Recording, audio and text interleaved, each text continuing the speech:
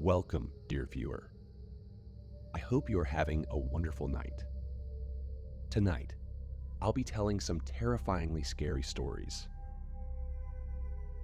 I hope you are warm and ready. Let's begin.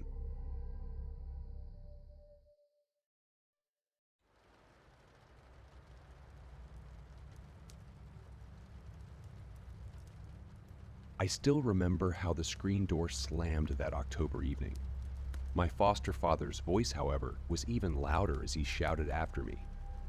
"Just where the hell do you boys think you're going?" I gestured over my shoulder at my friend Brett's car, idling at the end of the gravel driveway. I was going to a haunted house with some friends from school, I explained over the rumble of the motor. "Over my dead body," Frank yelled. "Get back up here." I couldn't understand what I'd done to make Frank Little so angry. He and my foster mom, Pam, were a little rough around the edges, but they weren't the exploiters or religious nutjobs that I'd feared when I was first put into foster care. They'd been nothing but kind to me so far, although the look on my foster father's face suggested that was all about to change. I wasn't scared of Frank Little, but I was afraid of what might happen if my new family rejected me. Giving up a haunted house seemed like a small price to pay to avoid the other kind of foster home. I shook my head at Brett. He rolled his eyes and drove off in a cloud of exhaust fumes, taking my hopes of fitting in at my new school with him. From now on, I'd be known as the loser who didn't celebrate Halloween. I dragged my feet on the way back to the porch, but all my irritation disappeared when I saw my foster father up close. He'd fallen rather than sat on the rocking chair beside the door. He was watching me with the shell-shocked, pale expression of a man who just narrowly avoided a gruesome accident. "Have you ever been to one of those things before?" he asked. "A haunted house, I mean." I shook my head. That was part of the reason I was so eager to go. They have all kinds now. One with mechanical monsters. One where people in masks can jump out and grab you. For some of them, you have to sign a waiver saying they're not responsible for whatever they do to you. Are you really sure you want to go to a place like that?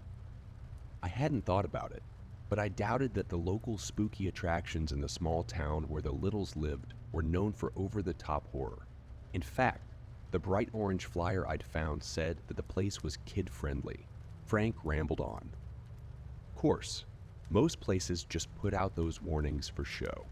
If they ever really did hurt anybody, they'd be out of business overnight, provided that they were ever really in business to begin with.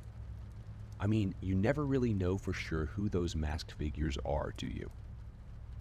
The ones to whom you've given permission to come out of the dark, touch you, or maybe even drag you off someplace. Sure, it might just be an underpaid actor in a plastic costume.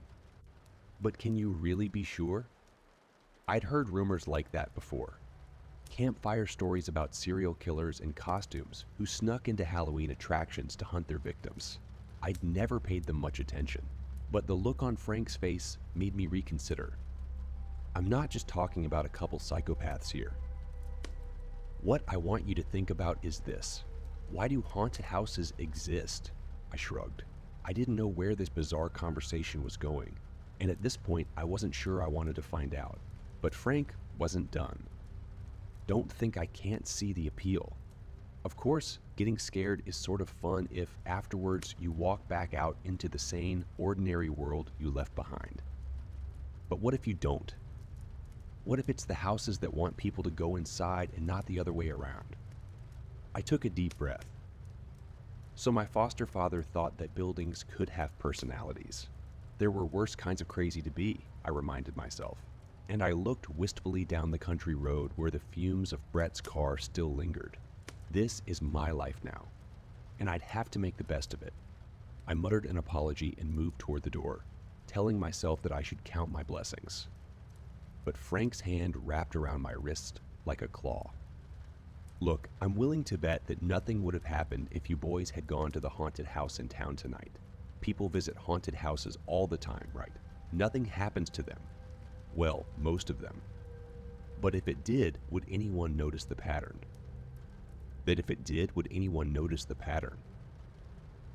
Think about it. If a cop or university, professors suggested researching haunted house disappearances, they'd be laughed out of a job. So people look away, and it keeps happening. Frank drank a swig of water like a man throwing back a shot, and for the first time, I wondered whether the water that he always carried with him was really a substitute for a different sort of bottle. Halloween wasn't always the big, flashy holiday that it is today. When I was your age, we had a few hay bales and pumpkins in front of the town hall and some cardboard witches in the windows of the elementary school, and that was about it. If you wanted something fancy, like a rubber mask or a costume party, you had to go to the big city, Frank sighed. I shouldn't have yelled at you, but when I saw your buddy pull up in his car, I thought back to the Halloween night when my two best friends and I took that drive and went to our first haunted house. Cassie and Tyler didn't have many friends. I didn't either. That might have been the only thing the three of us had in common, but it was enough. See, Cassie's dad never did anything but drink and cause trouble, and most folks figured that the apple didn't fall from the tree. Tyler, on the other hand, Frank blushed. Well, the only thing people had against him was that the color of his mama's skin was different from his daddy's. The two of them had been dating for years, which is about as serious as it gets in high school. When they adopted me into the little group, I don't know why. Hell, maybe they were just bored. Either way, with Tyler and Cassie, I finally started doing the sort of things I'd always imagined teenagers did.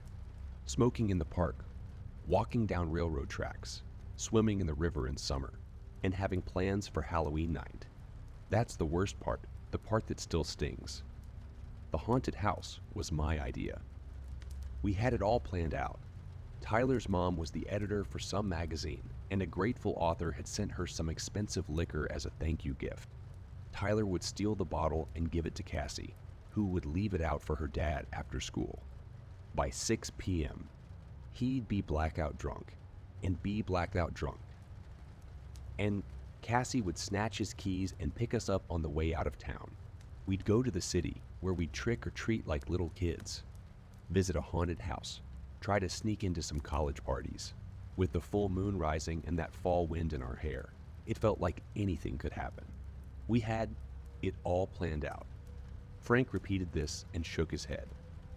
After buying some silly discount masks and gorging ourselves on candy bars from the rich neighborhoods, we headed for the haunted house. We hadn't kept track of time, and Cassie was afraid we wouldn't get there before close, not to mention the line. None of us were used to the city, and just finding a place to park among all those cars was a nightmare. It felt like the house, with its creepy lighting effects and soundtrack of evil laughter, was teasing us. Cassie left the car in front of a fire hydrant, and we took off down the sidewalk, hoping we weren't too late. The ticket guy was a kid our age in zombie face paint and an oversized pinstripe purple suit. He told us that the house closed at half an hour before midnight, and we were 3 minutes too late. All he wanted to do was finish cleaning up and go home, but I guess the look on our faces made him change his mind. He sighed, took our money, and pulled back the red velvet rope in front of the front porch stairs. The place had probably been some rich farmer's estate once. Now it was gray, gaunt, and rickety. There was something hungry about the way it loomed over us as we walked inside. The double doors creaked open automatically. A nice touch, I thought, and we stepped into a hallway lit only by creepy blue bulbs. Tyler made a joke about what shows up in blacklight. We all jumped a little and laughed when the doors slammed shut behind us. It must have been a pretty fancy house in its day, but the hallway Cassie and I walked down was bare, except for plastic skeletons and fake cobwebs. It had a sad, barren look to it, like whoever had set up the haunted house didn't have the budget to decorate it the way that it deserved. Halloween-themed songs played from a speaker somewhere, and candles flickered in a couple jack-o'-lanterns. But that was about it. The three of us were pretty disappointed.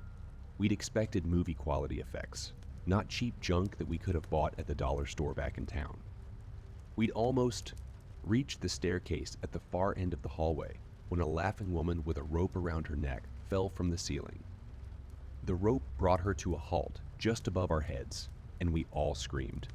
Up close, it was clear that we were just looking at a mannequin dressed up like a witch. But that wasn't what had startled me.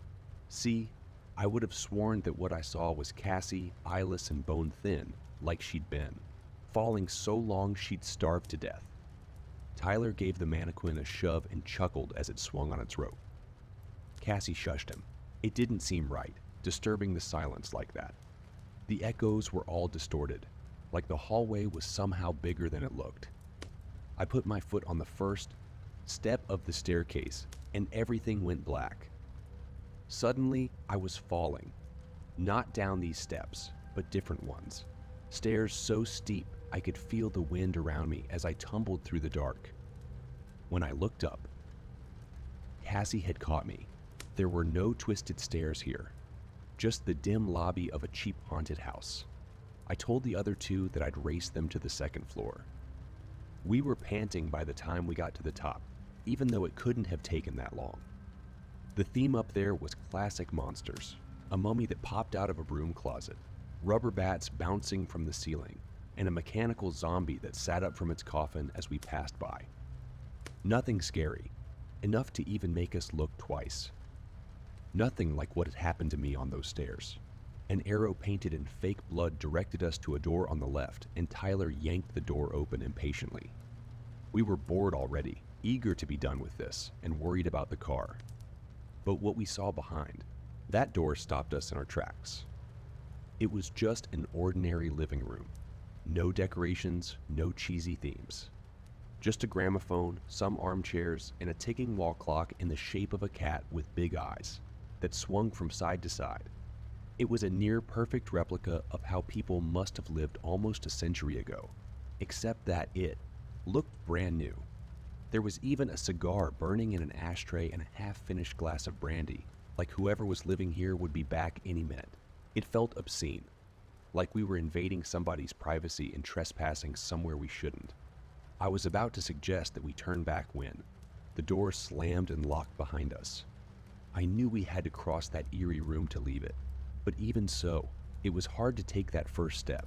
The tiny pink flowers on the hideous wallpaper seemed to squirm like tiny fingers, and I had an awful feeling that we were being watched from the far corner of the room. Suddenly, the gramophone started playing by itself, but the noise coming out of it wasn't music. It was us. Tyler, Cassie, and I were screaming, arguing, shouting in terror about bruises, and grabbing hands. We'd never spoken those words in our lives. The three of us looked at each other and all had the same thought. Get out of here as quickly as possible. The gramophone kept getting louder and louder. I thought my ears would bleed before we got to the door on the other side of the room. But once we were through it, the noise stopped completely, and all the lights went out. We closed the door behind us and leaned against it, too scared to talk. Tyler started to say something about how maybe it was all part of the act, but the words died in his throat, especially after he looked around at where we were. It was a dim, dirty kitchen. If the room we'd left had been something out of the last century, this one was all 1970s. Dark wood cupboards, pea green walls, puke yellow linoleum. The only thing the two had in common was the inescapable, lingering feeling that we weren't supposed to be there, like something was leading us into its trap, hunting us. Once, when I was a kid, the basketball I was playing with rolled under a neighbor's porch. I crawled in after it without thinking, and as I was feeling around in the dank, cobwebby darkness, something growled behind me. I never found out what it was. A stray dog, a mountain lion, or maybe even just a rabid raccoon. But I never felt that kind of fear again until I stepped into that nasty little kitchen, like I'd gotten myself trapped in a cramped place with something hungry and horrible. There were no windows and only one door.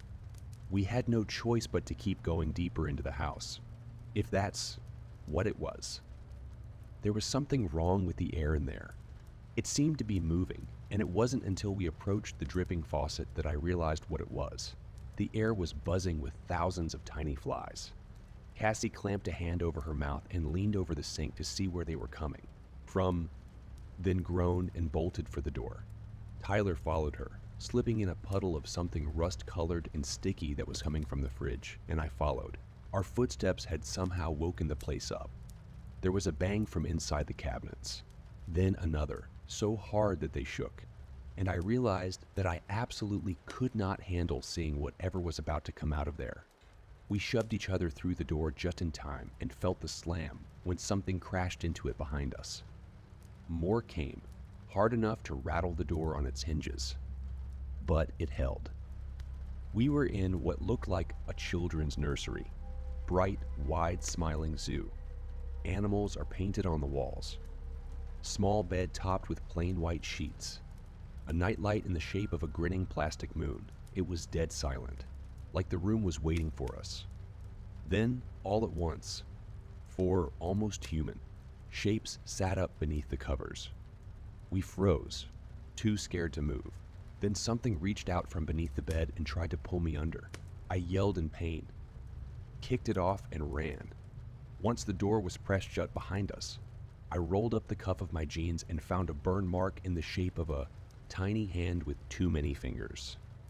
It was still painfully cold to the touch. Cassie started yelling, demanding to be let out, shouting that we'd never agreed to let anyone touch us. But she stopped mid-sentence. It was the same argument that we'd heard on the phone when we first walked into this nightmare. The realization shocked us into silence, and we finally began to take in our surroundings. We were in another hallway, but this one didn't have an end. The ugly yellow wallpaper and old-fashioned doors went on forever in both directions. Just looking at it made me want to grab onto the floor, like at any minute the hallway would tilt, and I'd slide down the carpet into the abyss. I was still trying to get my head around it when the doorknob of the room we'd left began to turn. There was rustling on the other side, fingers feeling around the gaps and hinges. Tyler started pulling on one doorknob after another, but they were all locked. At the pace he was moving, we struggled to keep up with him. He started knocking instead, swearing that he could hear movement and voices on the other side of the doors. He yelled and pleaded, begging to be let in. Then, when Cassie and I were too far away to help him, he got his wish. The door in front of Tyler swung open, and I saw the terror on his face for just a split second before he was sucked inside. The door shut and locked itself behind him. But Cassie and I weren't going to let that stop us.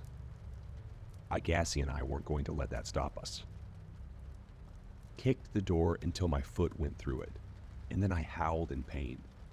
There was nothing but a wall on the other side. It was like the house had swallowed Tyler up.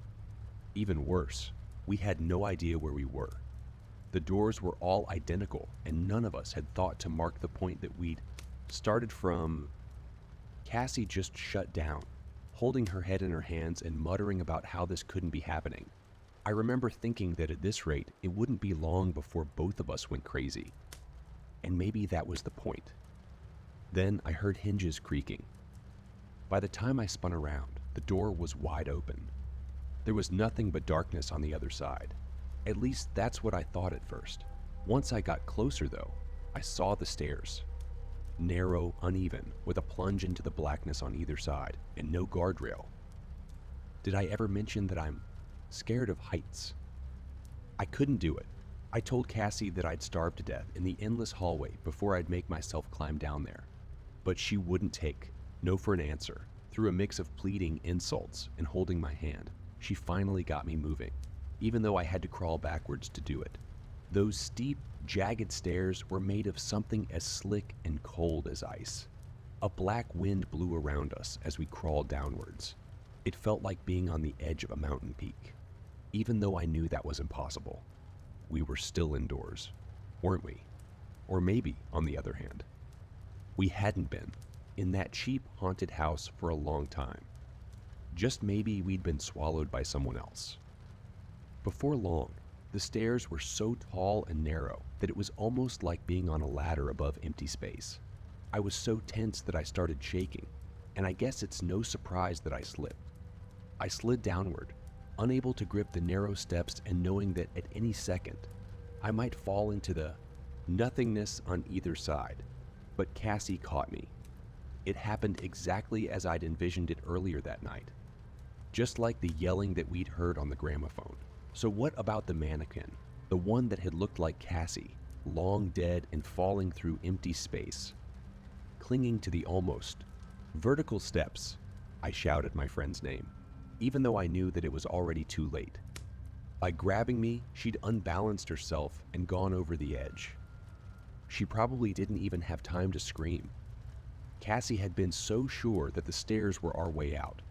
But what if they had been a trap all along? After all, we hadn't opened the door to the darkness the house had. I climbed back up the stairs as quickly as I dared and found the hallway above exactly as I'd left it. Well, not exactly. There was an end to it on either side, and there were sounds. Cars driving by outside, the hum of a heating system, and the teenager who'd taken our tickets, yelling about how I wasn't supposed to be back there.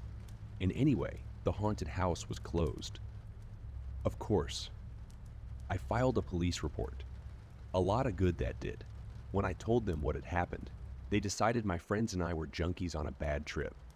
Later, they kicked around the idea that we were in some kind of satanic cult, and that I'd killed them myself. In the end, I guess they just decided that the whole thing was too complicated and strange to bother with. Tyler's family moved away without a word to anyone, and Cassie's dad drank himself to death before Christmas. The neighbors said that at night he would scream out her name, like he didn't know she was gone. I stayed where I was and did my best to forget about the whole thing. As you can see, it hasn't worked out.